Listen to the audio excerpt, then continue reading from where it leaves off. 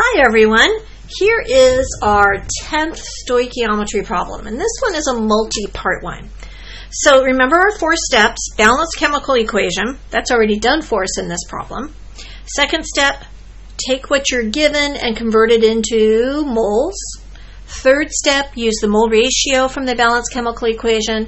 And fourth step, convert your answer to the units that were asked for.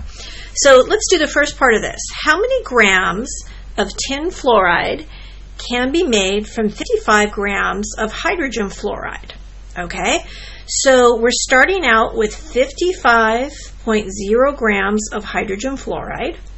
We need to convert that to moles, so we need to know how many grams of hydrogen fluoride are in 1 mole of hydrogen fluoride. So if we look at our periodic table, we know hydrogen is 1.008 grams, its atomic mass, grams per mole, and fluorine is 18.998 grams per mole. 18.998. Add these two together and we get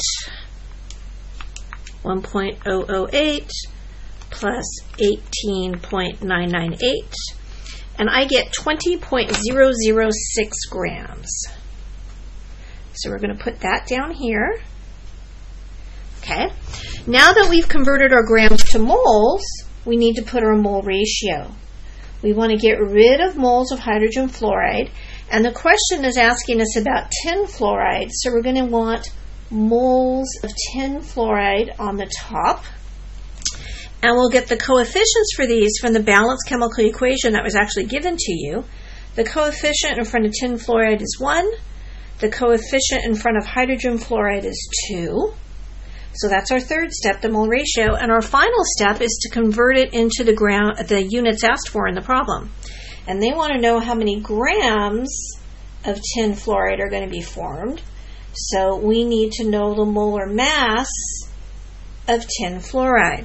Okay, and tin is 118.71 grams. Fluorine, again, is 18.998. But we have 2 fluorines. We have only 1 tin. So let's get out our calculators. So this, of course, is 118.71. 2 times 18.998 is 37.996. Add these guys together, and I think you get somewhere around 151. So let's see, 37.996 plus 118.71. Yeah, well, 156. You get 156.706 grams per mole, so that's going to go up top. 156.706. Should have left myself a little extra room. All right, and now we're ready to put this into our calculator. So let's check our units first, though. Grams of hydrogen fluoride cancel, moles of hydrogen fluoride cancel, moles of tin fluoride cancel, and you're left with grams of tin fluoride, which is what they wanted you to have in your answer. And when you put this in the calculator, 55.0 times 156.706 divided by 20.006 divided by 2, and I get 215.4, and we started out with 3 sig figs, so we need 3 sig figs in our answer, so it's 215 grams of tin fluoride. So that's the first part of this problem, all right? But there's a second part where they're asking how many moles of hydrogen, H2, can be made from 5.00 times 10 to the 30th particles of hydrogen fluoride.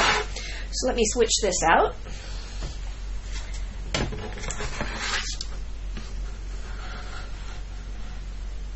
Alrighty, okay. So again, first thing we do is convert what they gave us into moles. So they gave us 5.00 times 10 to the 30th particles. And we need to turn that into moles. So 1 mole of HF Now, how many particles are in 1 mole? Well, that's our old friend Avogadro's number, 6.02 times 10 to the 23rd particles. I'm just going to abbreviate that so we have enough room. So again, the first step is the same. We're taking the units they gave us and converting it into moles. Second step is our mole ratio. Next step is our mole ratio. We want to get rid of moles of hydrogen fluoride because the problem is asking us about moles of hydrogen. Okay, so moles of hydrogen fluoride on the bottom, moles of hydrogen on top.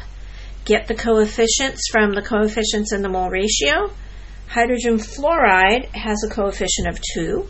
Hydrogen gas has a coefficient of 1. All right, let's check our units before we put in the calculator. Particles cancel, moles of hydrogen fluoride cancel, and we're left with moles of hydrogen.